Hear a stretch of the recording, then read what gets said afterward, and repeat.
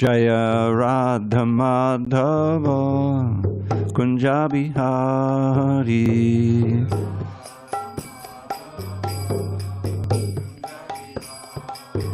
Jaya Radha Madhava Kunja Bihari.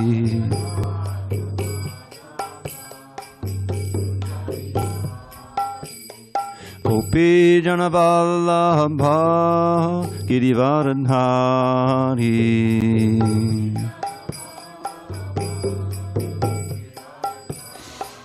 Jaya Gopi Jana Vallabha Girivaradhari.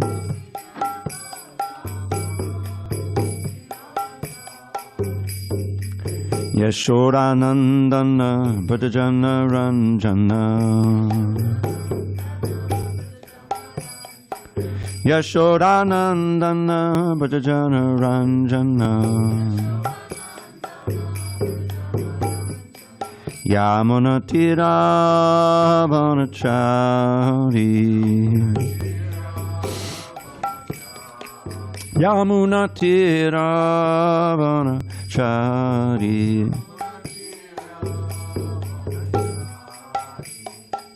Hare Krishna, Hare Krishna, Krishna Krishna, Hare Hare, Hare Rama, Hare Rama, Rama Rama, Hare Hare.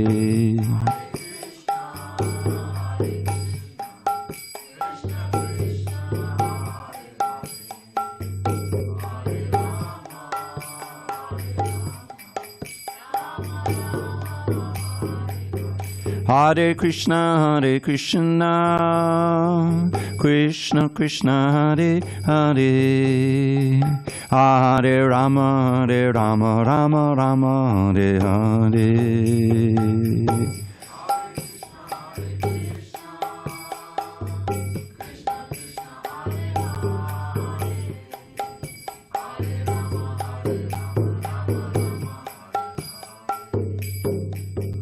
Hare Krishna, Hare Krishna, Krishna Krishna, Hare Hare, Hare Rama, Hare Rama, Rama Rama, Hare Hare.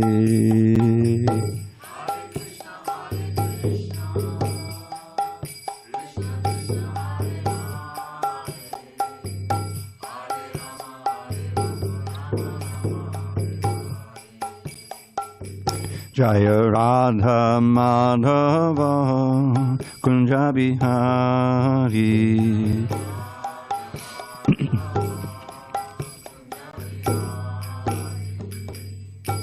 Jai Om Vishnupad Paramahansa Padavidikacharya Ashtottara Sri Srimad His Divine Grace Srila A.C. Bhaktivedanta Swami Prabhupada Ki Jai.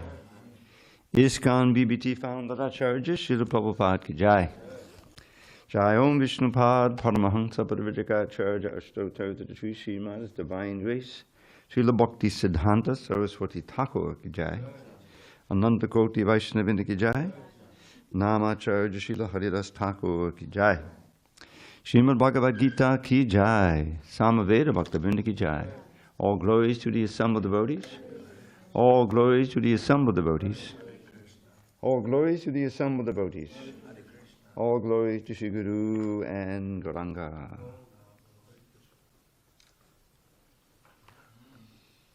Om Namo Bhagavate Vasudevaya. Om Namo Bhagavate Vasudevaya. Om Namo Bhagavate Vasudevaya.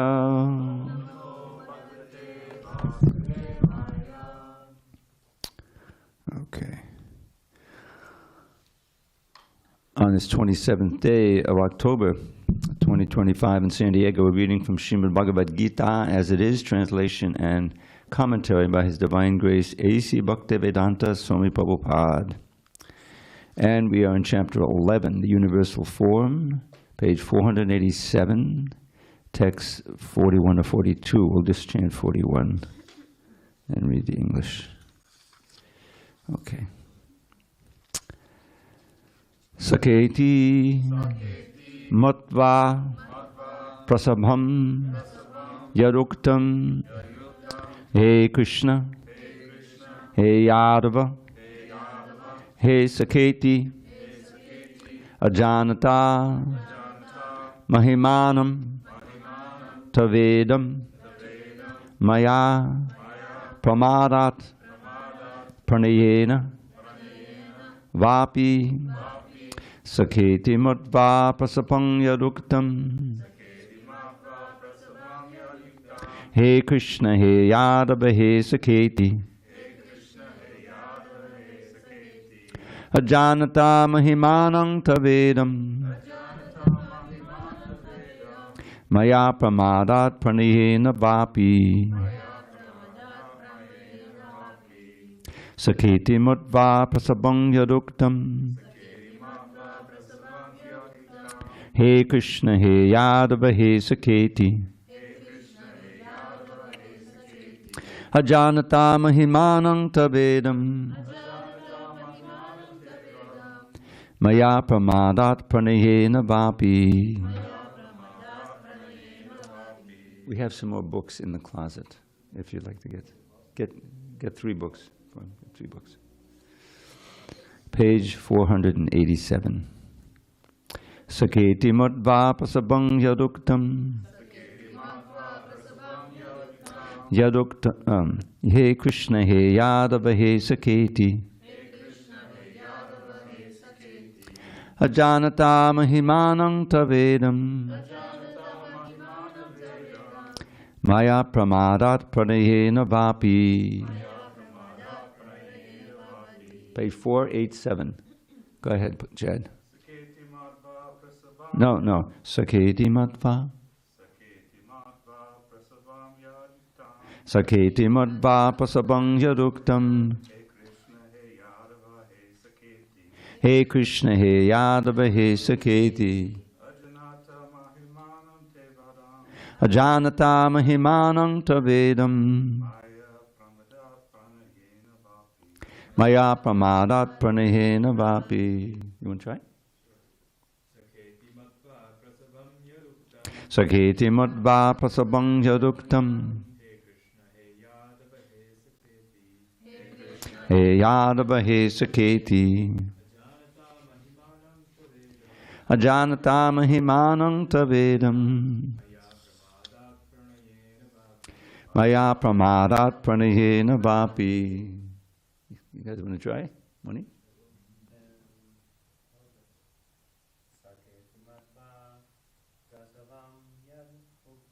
Saketi Matva Prasabang Yaruktam He Krishna He Yadava He Saketi Ajanata Mahimanang Tavedam Maya Pramadat Pranayena Vapi. Ladies. Saketi Matva Prasabhang Yaruktam He Krishna He Yadava He Saketi Ajanata Mahimanang Tavedam Maya Pramadat Pranayena Vapi. Saketi Matva Prasabang Yaruktam He Krishna He Yadava He Saketi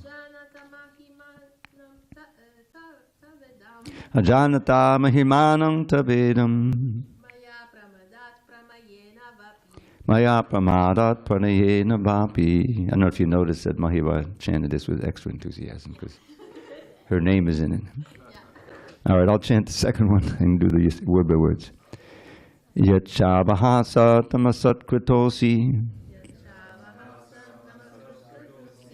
Vihata shayasana bhojaneshu Ekotavapyat shutatat samaksham Tatshamaye tvam ahamapromeyam. Okay, I'm going to do the word by word just to the first one and then read the English. Sakha, friend, iti, thus, matva, thinking, prasabam, presumptuously, Yat whatever Uktam said, Hey Krishna, Hey Yadava, O Yadava, Hey Sakhe, O my dear friend. Iti thus ajanata, without knowing, Mahimanam glories, Tava your idam, this maya, by me, pramadat, out of foolishness, panayena, out of love, va api, either. Okay, translation. So Arjuna is speaking to Krishna, the universal form, and he's awestruck. Thinking of you as my friend, I have rashly addressed you. O Krishna, O Yadava, O my friend, not knowing your glories, please forgive whatever I may have done in madness or in love. I have dishonored you many times, jesting as we relaxed, lay on the same bed, or sat or ate together, sometimes alone and sometimes in front of many friends. O infallible one, please excuse me for all these offenses. Purport.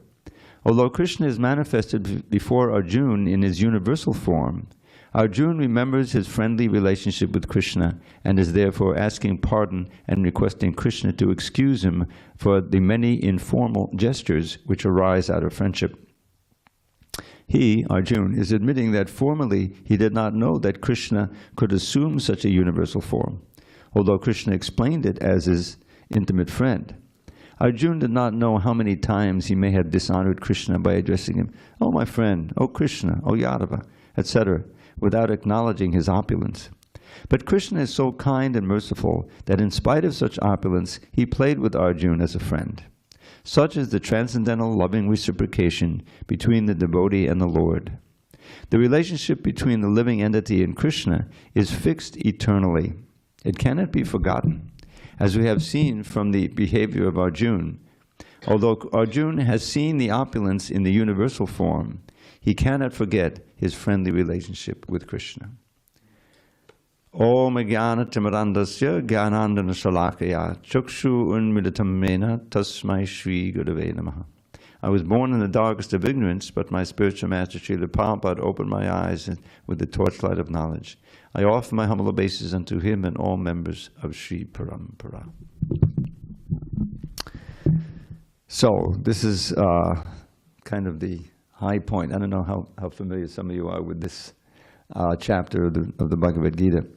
But Arjuna asked to see this universal form. Now the universal form is Krishna is showing his majesty and power that he exhibits through the universe.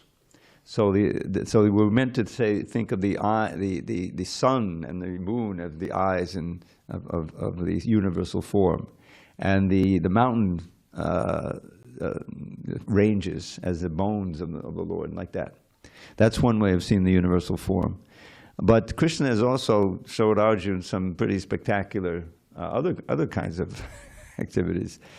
After all, they're on a battlefield, and the major battle, like this is a battlefield. It's like, it's war. It's millions of soldiers on either side. It's called the Battle of Kurukshetra. And Arjuna asked to see this form. Now, one may ask why. So Prabhupada explains near the beginning of this chapter that one of the reasons is that in the future, now, compared to what we're reading here, there will be so many false avatars, those claiming to be Bhagavan, in order to exploit people. We've seen that. So anyone who is maybe doubtful of that they're actually God, can say, well, I'll believe you if you show me the universal form, because only Krishna can show the universal form. So that's one of the reasons. But when Krishna expands his universal form, he shows an aspect of himself that Arjuna has never seen before, and that is in direct conflict, if you will, with Arjuna's friendship of Krishna. He has a certain rasa. This is one of the aspects of bhakti yoga that we have to understand, is that we're in a state of forgetfulness in ordinary life. You get born into this world, and we're pure spirit, and we have the body which is related to the bodies of our brothers and mothers and fathers, like that. And so we completely forget our relationship with God on the spiritual level. We have no idea. And the people around us have no idea either. And so we're taught to relate on this bodily platform. This is your sister, this is your cousin, there's your uncle over there, like whatever. So that's the way we grow up. That's the way we're trained. And then as you get older, then you have countrymen, and so forth. And there's all of these relationships, some of them intimate, some of them remote. But they also all make up your sense of self, who you are. Just like I like to give the example, if you go through a stop sign or you hit speed and you get stopped by the patrolman. So what do they want to see, first of all? License and registration, right? They want to make sure that you're first eligible to drive this car. Okay, so you have everything in order. What's on the license? There's a picture of you. Okay, so but it's not really a picture of you. It's a picture of your body. The first lesson of Bhagavad Gita, you're not the body. So if they have a picture of your smiling face, that's really not you. That's just your covering, you see. But the name is there. The name is the name of the body. And the address, that's where the body lives, right? And the soul is also accompanying it.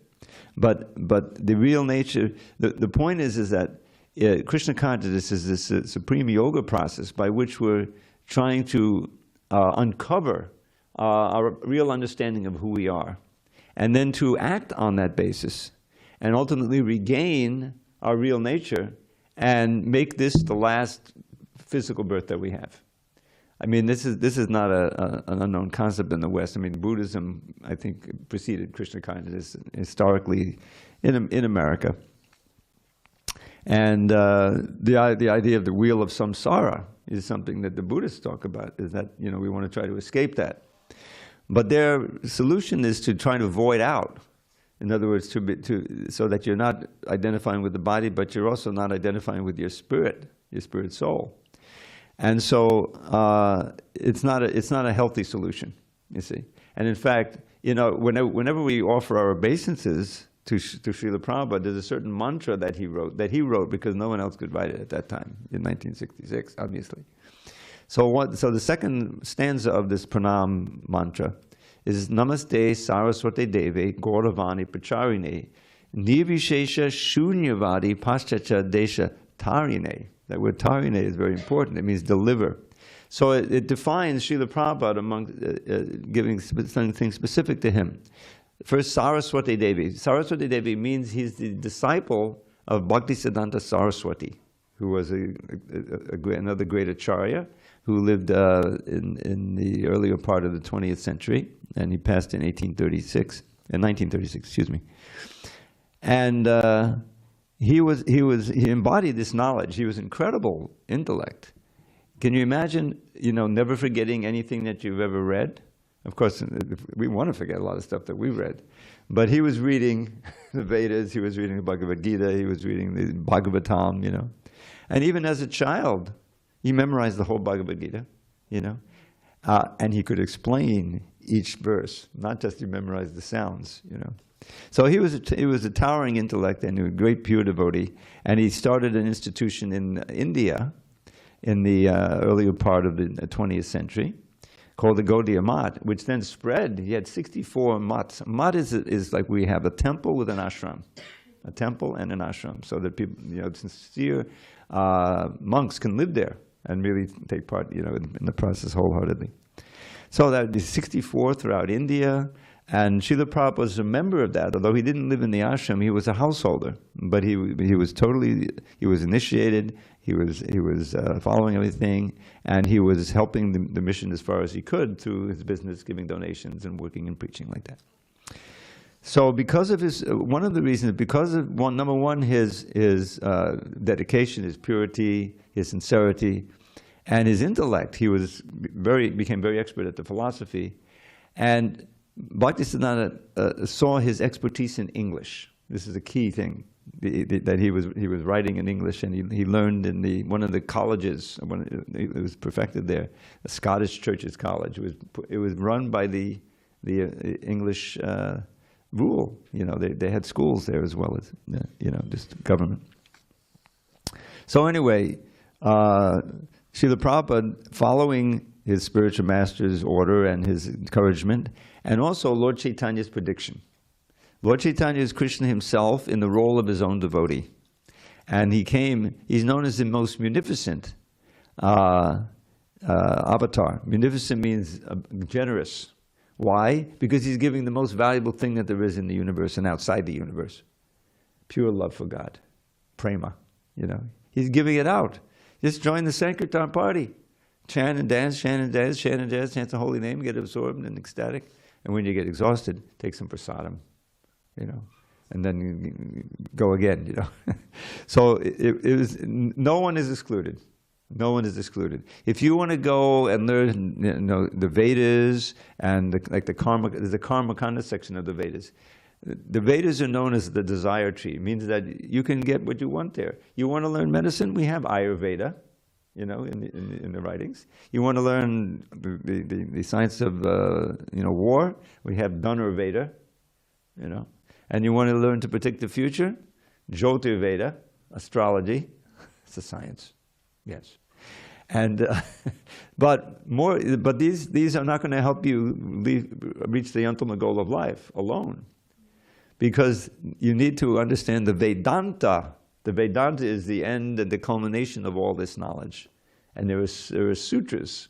Sutras means not verses. These are long verses, some of which are a little difficult to chant, But the sutras are really short.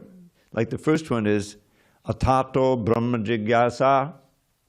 And it's an order. It's imperative. There's no time to waste. Now, therefore, as a human being, you should inquire into Brahman. What is this Brahman? Next sutra, which is the second sutra. Janma jasya yataha. Janma means birth, and Adi means what comes after birth. Because everything takes, even inanimate things are created and they stay for some time and then they wear out, right? So there's birth, bringing into being, sustenance, and ultimate destruction. So that or who has created everything, maintains everything, and ultimately will destroy everything, that's what you should inquire into. In other words, in simple language, God. Don't waste his precious human life simply living like the animals, trying to find sense gratification, admittedly refined compared to what the animals, but still it's the same principle. Trying to satisfy the senses. There's a famous verse. This is an important verse for us. Dharma is what we're talking about. Dharma is a very important concept in the Vedic canon. It means essentially the essential nature of something. And I always give this example, forgive me if those who've heard it, because I'm looking out here and there's a bunch of chairs. Some are occupied, some are not. There's also benches, which have the same dharma as the chair, and they actually have a different function. So what is the dharma of a chair? To support you when you sit down, bas. If it does that, it may be some variety of chairs, soft chair, hard chair, whatever, easy chair. But if it does it, then it's meeting its dharma. But if you sit on the chair and it collapses, what kind of chair is that? Who put that chair there, that so-called chair, right? It's not really following its dharma. So we also have a dharma as souls. But being a conditioned soul means in the material world, facing what? Birth, old age, disease, and death, again and again and again. And various other miseries, threefold miseries. We're not in our Satchidananda nature. This is one of the first teachings, that we are intrinsically Sat-Chit Ananda, as the soul. Sat means eternal. We're never born and we never die as a soul. The body does, but not the soul. We are full of knowledge. I mean, we have certain amount, each of us has a certain amount of knowledge, but we're not full of knowledge, especially transcendental knowledge. And the key is Ananda. We're always blissful. Can you imagine? What it's like? In the material world, it's little dollops of pleasure of various kinds, and everything. Well, that's it. I just have to try to strive for as many of those as possible. But no, that's a imitation Ananda. That's what happened to the Ananda when you forget Krishna and you try to do it with your material senses in the material world. So what's happening here is that this is kind of a high point of the Bhagavad Gita in one sense. In that Krishna is showing his majesty and power to Arjuna. And it's kind of a friction against his natural relation to Krishna, which is a friend. Imagine being a friend of God. Not just one birth. Each birth, Krishna has many births, but is always the same Krishna. But Arjuna takes different forms, but he has the essential nature of a friend to Krishna. Every time Krishna appears, Arjuna appears with him in some capacity as a friend. So Arjuna here in this verse, he's saying, oh, I'm sorry I treated you as a friend. Now Krishna is much more happy when someone treats him as a friend and deals with him intimately and addresses him informally, than simply always awe and reverence and fear, right? And fear of God, the Almighty God. Oh my God, please save me from this, or give me this. That's one rasa, but it's not a very pleasing rasa for Krishna. So he's gonna say to Arjuna, as Prabhupada hints in the purport here, that Arjuna was pleasing Krishna more when he was fooling around him, maybe offering a little insult. Like the friends in Vrindavan, they treat Krishna as an equal. They want to wrestle with him. Now he can just, beat them all in wrestling, but he agrees to be conquered by them. That's pleasing. Just like this is Damodar month.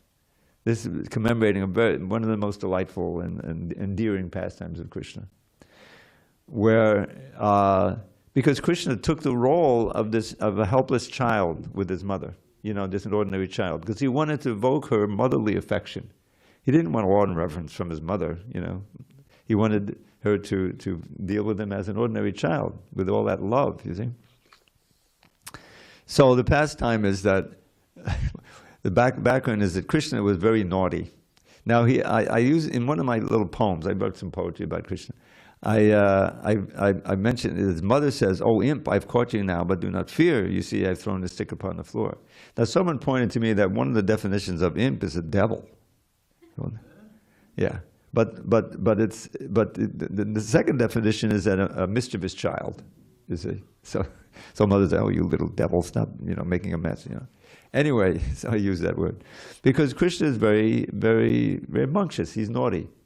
He goes to the friends of his mother. His mother, she's the queen actually of Vrindavan in one sense. Nanda is the king and she's the queen, so she has a very great respect. And she has all of these friends who have houses, and it's a cowherd community, so they have milk products, there's yogurt hanging and everything. So Krishna would go with Balaram, and he would sneak into the storeroom, and they would steal the butter and yogurt. And sometimes it would be hard to get it, so they would break the pots and and feed some and eat some of it, and feed some of it to the monkeys. There's a whole rasa with the monkeys. So the ladies would sometimes, "What are you doing?" They would chase Krishna away. So anyway, he was doing that. So Mother Yashoda is thinking, why he doesn't like the yogurt and milk we have in this house. So she herself, she's the queen, she has servants, but she's personally churning this special yogurt, and she's got some milk that's heating on the oven, that's made from gourmet grasses, from Govardhan Hill. It's special milk, So Krishna, as a little baby, basically, he goes to his mother. He grabs the churning rod to stop her from churning, and indicates, that only a mother can understand how he wants to let her suck her breast. So she says, "Okay, sure." So she starts doing that, and she's enjoying, she's smiling and everything. And then the milk that she was heating on the stove starts boiling over. She can hear it, So, well, this is the gourmet milk. It's for Krishna. So she puts him down and runs into the kitchen and stops him. While he's doing that, Krishna's very upset. All he knows is that he stopped his suckling, so he becomes angry. So he breaks the pot of yogurt that she's putting, and he steals a little bit and he runs away. Now in the Bhagavatam, it gets from the commentaries that she tracked him by his butter smeared footprints. You see, because you're churning, you separate the yogurt and the butter and everything. So she tracks him down, and he's in some kind of place where there's butter and yogurt hanging, and he's full. So he's taking and feeding it to the monkeys. So she comes up. She has a stick, to scare him. So as soon as he senses his mother, he sees the stick, and he jumps down and he starts running. And there's this famous chase. He's running, and he's a little kid, but he's grown up enough he can run pretty fast. She's running. She can't quite catch him right away. So there's this chase going on. And eventually, she catches him. He allows himself to be caught, obviously. And he's at the point of crying, you know. And so she says, oh my God, he's afraid of this stick. So she throws the stick away. And so I'll give the little poem, we'll wind up with that. At last she showed a quarter naughty child who'd smashed a pot of yogurt in a peak. You know what a peak means? And he was angry, you know, in a peak. Though seemingly annoyed, she felt beguiled by little Krishna's loving charm, unique. Oh imp, I've caught you now, but do not fear. You see, I've thrown the stick upon the floor. But I must bind you with these ropes, my dear, lest you increase your mischief more and more. And so Yashoda bound her little son, who hid his glory to evoke her love. The blessings she enjoyed are never won by gods and goddesses who dwell above. So there's a lot in there. So it's a little summary, but it's one of the most delightful pastimes. And this whole month, we're remembering that pastime. This is the month of Damodar. It's named after him. And in the morning, especially, we have little lamps that we offer to the deities, and we sing a special song composed by a great sage describing this Leela that I just mentioned, you know, and like that. And so that's where Krishna really gets his pleasure. You know, he's not enjoying this, you know, killing all these rascals on the other side. That's not something that's one of his favorite things to do, but it's necessary for the earth, so that Dharma can prevail. Because without Dharma, it's just animal society. And it's just so much suffering. And there's a verse about that. What is it? Ahara nidra bhayamaitunangsha samanyam etat pashubi samana. Dharmo hitesham adhiko vishesho. Dharme nahina pashubi samana. That human beings and animals share four basic functions to maintain the body: eating, sleeping, mating, and defending. We all do that. So then when we're in the animal, what's the difference? That's the dharma hitesho adhiko vishesho. The difference is dharma. And without dharma, then it's just a polished animal society. And there's a lot of suffering ensues. So that's more or less modern age. It's Kali age. It's a lot of that. So what is the definition of dharma? As I mentioned, the actual function of something. So what is our actual function as spirit souls? First, after we ask, who are we really? Having established we're not the body, you see. And Krishna does that right at the beginning of his teachings. Dehinosmin yatadi. Just as we can all remember, I assume, something about when we were 8 years old. You can't remember everything, but you remember some of the high points, some of the low points, whatever. So we know that we were there, we were alive. But our consciousness was different, our body was different, our mind was different, right? But we were the same person. Now we're 30, 40, 50, 60, 70, almost 80. And we're still the same person, right? Same person. But the body has obviously changed. The mind has changed, you see. But we're the same. What is the same? The soul, the particle of spirit, Angsha. We are Krishna's Angsha. Means this is like the oceans out here. You go out there with a little, you know, bottle, and you fill it with ocean water, and you come back and you test it in your laboratory, you know, and you find it's got the same chemical action. It's salty and everything. So we have Krishna's qualities in a minute degree. This is the point, you see. But when we forget Krishna, then we identify with whatever body we're in. Certainly these dogs, I see a lot of dogs on my walk. A lot of people have a lot of affection for the dogs. I don't have anything against the dogs. But they're at a lower stage of consciousness. Some of them see me as an enemy, you know, but they have those nice leeches, you know, so I don't have to worry. You know, some of them, they're just, you know, doing their business, whatever. But the point is, they can only understand so much. If we had a little dog sitting there, you know, no matter how nicely I quoted the verses or whatever, you know, it wouldn't understand. It wouldn't understand anything. But human beings can, because of the higher intellect. And that intellect is given by Krishna to give us the facility to understand who we are, and then to learn how to act on that basis so that we regain our original nature.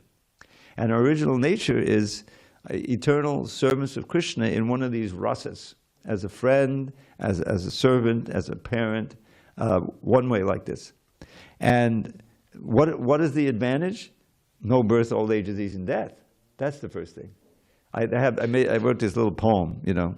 Now the thing is, you have to understand that the word everybody is not really pronounced everybody. It's pronounced everybody. You see? You look it up in the dictionary. You see? So if you say everybody, there's two words there. So that's how it starts. Everybody dies. Every single body dies. Who can deny it? Everybody dies. Nobody dies. Wake up, and open your eyes. You're not that body, you're a pure spirit soul. Chant the holy name and attain life's goal. That's like a summary of this movement, basically. You're not that body, you're pure spirit. So here's how you can develop the consciousness that you are pure spirit and never take birth again. You see? Then what's going to happen to us? We go back to the spiritual world. That there's a world that's different from this. It's purely spiritual, and means that everybody is in their actual eternal relationship with Krishna spiritually, and they enjoy varieties of pastimes with Krishna in that relationship. You see, looks like there's cowherd boys, internal cowherd boys, and what are they doing? I have some. I must have insulted this insect in my last life or something.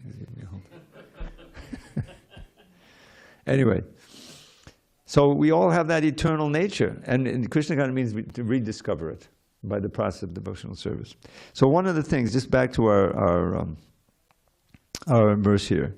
So Arjuna is recalling his intimate relationship with Krishna, but he's thinking that it's inappropriate in relation to the universal form, and it is in a sense, you know. That's proper with Krishna in his human-like form. But there's nothing to apologize for. Krishna enjoys that much more than the awe and reverence and the fear. Arjuna becomes really fearful because this universal form, he's destroying, you know, he's got blazing eyes and he's got these mouths chewing up all of the enemy. And, you know, this is my Krishna, Haribol, you know. So he's apologizing here, but you see that in the purport and as in the subsequent verses that Krishna finally he accedes to Arjuna's request and says, "Please, can you please show me your four-handed form?" You know, which is, and then finally the two-handed form, and he does that. But this is a very important chapter because it shows the power and glory of God, and that. It's used for helping people. In this case, for eradicating the too many miscreants, too many opposing elements to Dharma had taken birth. So Krishna is not going to kill them. He's going to send them on to the next destination. They're all actually blessed when they're relieved of these bodies. It's hard to imagine, but that's what's going to happen here. Anyway, I don't want to get too far afield. So we will proceed, unless there's any questions or comments, to the next verse. Right in front of you there's a mic. Just pick it up. There you go. My question is, being raised in a Christian school, Christian church, Yes. the Baptist, you know, they always said that, you know, when you go to heaven, you see everybody that was in your family. So like if your parents have passed before you, that they're up there waiting for you. Is it like that there, or is it different? No. Everybody's doing their own thing, huh? I like that.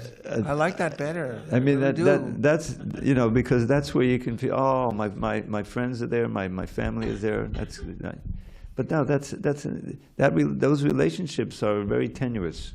You know, they only last a few years actually, and then you're in a different body and you can't remember. Can you remember your father from last birth? Of course I can. Yeah, right. That's not how it's going to be, unless, you know, there was a family of devotees who raised you in that way, and they were all in their, but they'll be in their original forms, not in the forms that you knew them. This is really a false form. It's not a spiritual form. You know, it resembles to some degree, you know, our original form, but it's not going to be like that. But we have that. There's this word mukti. Mukti means liberation, and those who are spiritual yogis, they really hanker for liberation. Liberation means freedom, at last, from birth, old age, disease, and death. But Prabhupada gives the example of a hospital. You know, Suppose you get in an accident and your leg is broken, you're in traction for weeks, in a hospital.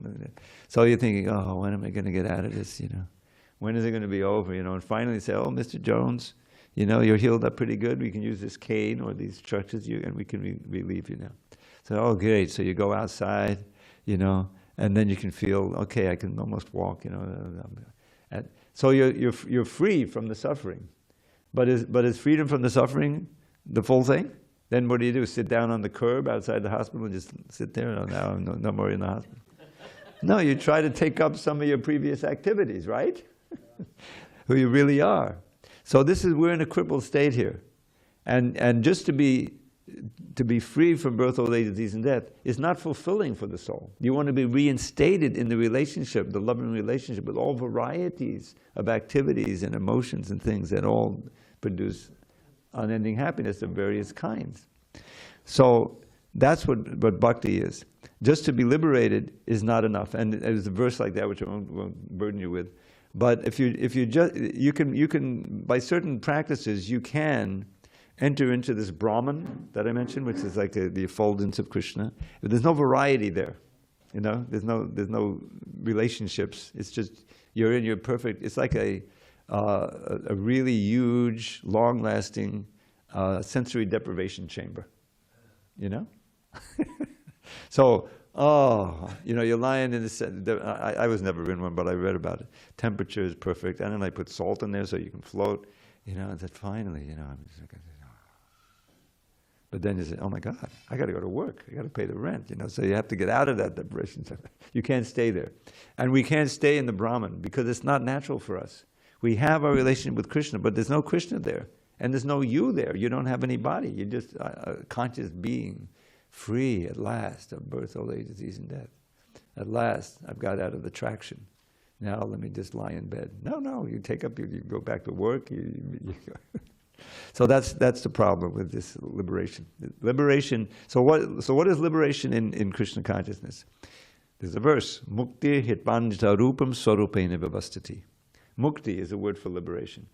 Hitva anyata rupam. Give up all these other forms. Just in this one body, we've had so many forms so far, right? A little baby form, a little bit older, and you're changing. Oh, the teeth are coming out, whatever. These are all changes in our forms, you see. But we give up all those forms. Those are asat. They're not eternal. They're very temporary. Hitva, mukti hitva anyata. Other forms besides our original form. Rupa swarupena vivastiti. And to be fixed in your swarup, your actual eternal form that's intrinsic to your soul. You see, we have a spiritual form. We've lost touch with that, and we're identifying with the material form. But do we really want to identify with its form? What is it? Let's be honest just for a minute, okay? It's just a bag full of a lot of bones, blood, and other unpleasant substances, which I don't have to name. That's what the body is. I mean, ultimately. Of course, it has a brain and all these other things, but it's an imitation, and it's a poor imitation. And ultimately, it brings a lot of suffering.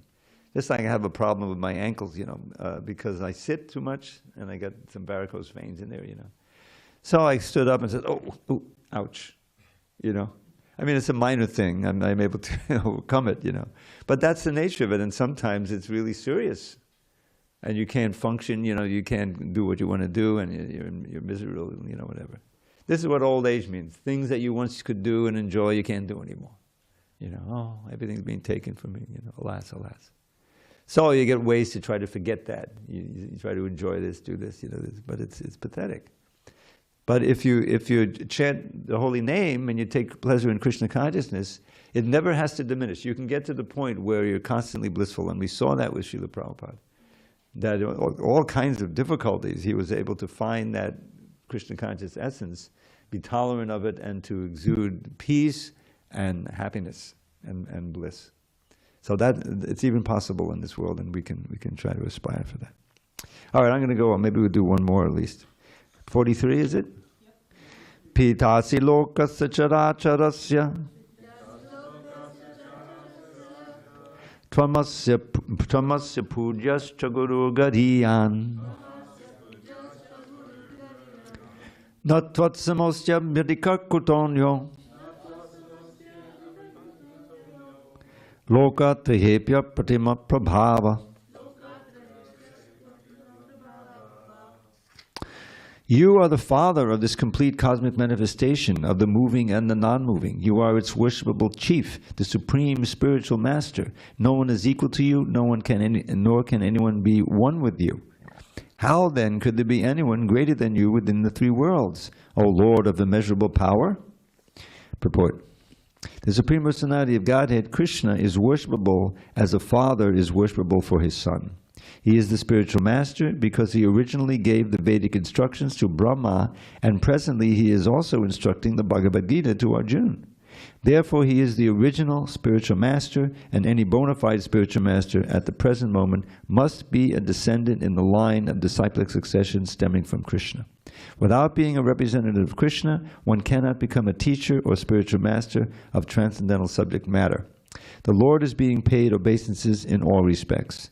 He is of immeasurable greatness. No one can be greater than the Supreme Personality of Godhead, Krishna, because no one is equal to or higher than Krishna within any manifestation, spiritual or material. Everyone is below him. No one can excel him. This is stated in the Shvetashvatara Upanishad 6.8. Natasyakaryam karanam cha vidyate, natatsamasjabhyadikas cha drishyate. The Supreme Lord Krishna has senses and a body like the ordinary man, but for him there is no difference between his senses, his body, his mind, and himself. Foolish persons who do not perfectly know him say that Krishna is different from his soul, mind, heart, and everything else. Krishna is absolute, therefore his activities and potencies are supreme. It is also stated that although he does not have senses like ours, he can perform all sensory activities. Therefore his senses are neither imperfect nor limited. No one can be greater than him, no one can be equal to him, and everyone is lower than him. The knowledge, strength, and activities of the Supreme Personality are all transcendental. As stated in the Bhagavad Gita 4.9, Janma karma chame divyam evam yoveti tattvataha chakva deham punarjanma naiti mameti sorjana. Whoever knows Krishna's transcendental body, activities, and perfection in truth, after quitting his body, returns to him and doesn't come back again to the miserable world. Therefore, one should know that Krishna's activities are different from others. I think there should be an apostrophe after that S in others. That's right? Yeah. The best policy is to follow the principle of Krishna. That will make one perfect. He is also stated, it is also stated that there is no one who is the master of Krishna. Everyone is his servant. The Chaitanya Charitamrita Adi Leela 5.142 confirms, Ekale Ishvara Krishna Ar Sababhritya. Only Krishna is God and everyone else is his servant. Everyone is acting, everyone is complying with his order. There is no one who can deny his order. Everyone is acting according to his directions, being under his superintendence. As stated in the Brahma Samhita, he is the cause of all causes. So we're all acting according to the impulses or the restrictions and powers of nature, right? Nature. And nature is controlled by Krishna. In that sense, he's controlling everything that we do, and he's the limit. But this kind of control is not conducive of eternal bliss, because we feel like we're fighting nature. We have to control nature. We have to work very hard in order to keep body and soul together and all these things. So none of that is natural for the soul, although we take it as natural because that's what we know. But really, we belong in an atmosphere in which we're serving Krishna out of love, and we feel his love also for us. It's not a one-way street. Love means reciprocation. So that love, just like this pastime with his mother. He doesn't have to do that, but he arranges that so that there can be that exchange of love. He agrees to be bound. He shows fear. He's crying. God is crying. Yes, he's crying to evoke this emotion from his mother, and so that loving exchange can take place. And it's worshipable, and it's very satisfying and spiritually satisfying to meditate on that every morning in this time, any morning. So that's what is given to us. The Srimad Bhagavatam is filled with philosophy, just like this Bhagavad Gita, but it's also filled with beautiful expressions of descriptions of Krishna's beauty, his activities, his pastimes, and those of his devotees. So we can become attracted to that lifestyle and actually become interested in regaining. It's like reviving our original Krishna consciousness. We all have it, but it's been covered for many, many births. So, any final questions or comments? Otherwise, we'll end with some kind of poem. I'm not sure which one. Ready? Go for the poems already? Oh, we have here. Mike. Yeah.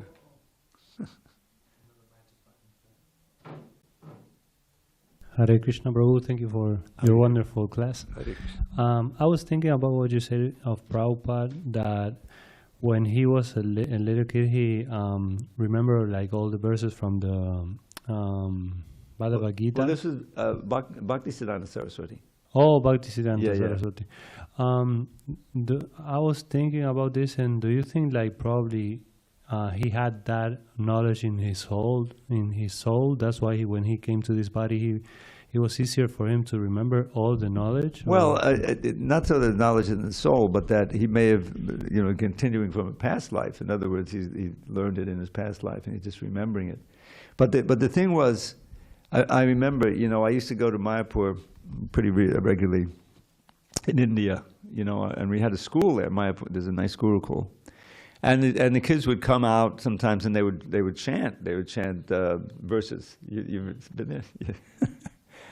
And I talked to some of the teachers, and really the way they were learning is they would learn to pronounce the verses first, but they wouldn't really know what they mean yet, But it's still impressive, Man mana baba man. You can imagine 30, 40, 50 kids. Man mana baba man bhakto man jaji man. So it's very impressive. But ask him to explain and said, I don't know exactly. But Bhaktisiddhanta, as a child, he not only memorized all the verses, but he could explain them. He could explain them even as a little child. He was precocious, isn't the word. He was empowered, special. So that and that was the Prabhupada. There's a wonderful passage. There's a beautiful biography of Srila Prabhupada that was written by Satsvarup Maharaj. And he did so much research to really research, Prabhupada's childhood was like and everything. It was a lot of work and expense, but it was beautifully done. So the fact that he could, he could remember things. Just imagine remembering. Of course, we don't want to remember, everything that we ever read. I don't know how to remember all that stuff, But what was he reading? He was reading Vedic literature, reading Bhagavatam, and he was able to remember it even as a child.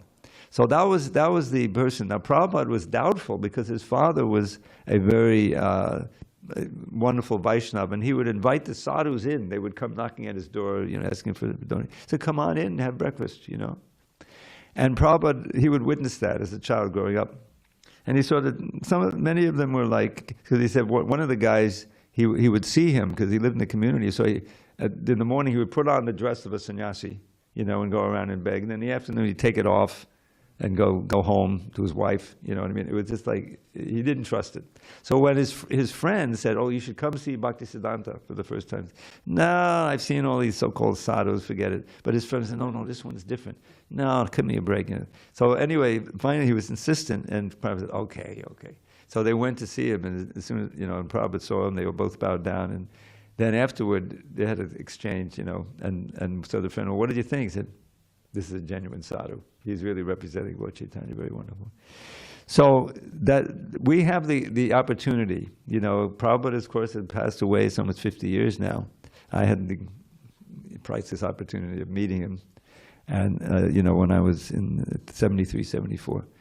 But aside from that, he's present. Just as Krishna is present, this is a very important thing. He's present in the words that we just read in this Bhagavad Gita.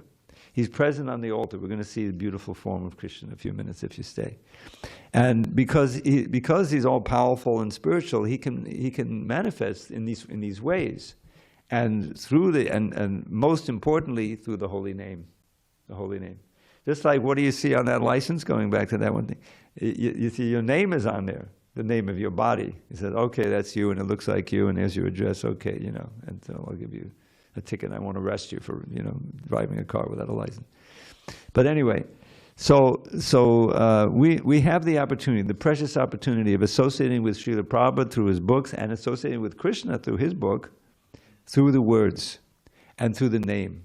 And we should take advantage of that and develop a Krishna consciousness. And the wonderful thing is, even if we fail to go home back to Godhead, we'll make progress and nothing is lost. Everything materially is lost. You lose the body, your bank account has the name of your body on it, not you. And so it's gone. You know, you could be a multi-billionaire and it's gone. And, you know, and how you got that billion, now you have to get the karmic reactions. So anyway, but Krishna consciousness is not like that. Just attending one class, you know, and reading the Bhagavad Gita, even though what I've said may be total nonsense, but still you're hearing Prabhupada, then that's in your bank account eternally. And the more we put in there, the more that, you know, quicker that we can meet our Maker and go back to Godhead. So I'm going to share a poem or two. All right, it's getting a little late, but one more about Krishna's Leela in Vrindavan, you know. So Krishna would walk out, you know, he's a coward boy, so he's got his, you know, his flute and everything, and all the boys are with him and all the cows, and they go out into the forest, you know. And that's his job. But the job is playing all day while the cows, you know, graze, and then bringing the cows back, you know, and playing with his boyfriend. So that's quite a job. So anyway, this is about that, Krishna going out, you know, and playing with his friends. Let's go, said Krishna. Don't delay at all. And he and Balaram began to run ahead of all their coward friends who called, "Oh, Krishna, Rama, let us join the fun." And off they ran to Braja's forest haunts to play in every bower, grove, and sward. A sward is not a sword. A sward is a meadow. To play in every bower, grove, and sward, the boys would tease their friend with playful taunts, forgetting his position as the Lord. Shri Krishna is inviting us as well to join him in his pastimes, which enthrall. The wise heed Krishna when they hear him tell, "Let's go, my friends, do not delay at all." And so let's not delay at all, but let's get ready for the arati. All glories to Srila Prabhupada.